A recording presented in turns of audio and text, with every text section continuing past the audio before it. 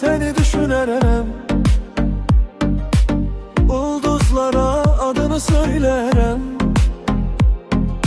Bir tebessüm bəseder mənə. Seninle xoşbəxtlik taparam. Seni sevəcəyəm hər an, hər dəqiqə. Sən mənim xəyallarımın ən gözəli. Əllərini buraxmaram heç vaxt. Sən mənim həyatımın ən dərinisi. Seni gördüm, dünya dayandı bir an. Gözlerin ışık, yüreğimde can. Her addımımda seni aktarıram. Seninle her anı yaşamak istəyirəm. Seni gördüm, dünya dayandı bir an. Gözlerin ışık, yüreğimde can. Her addımımda seni aktarıram. Seninle her anı yaşamak istəyirəm.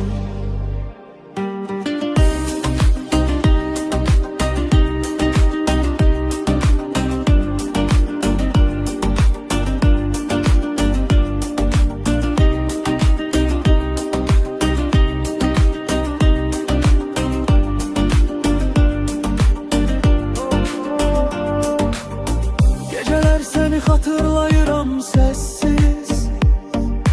Ulduzlara adını yazıram gizlice. Seninle her an daha mənalı. Seninle her gün bir sevgi nalı.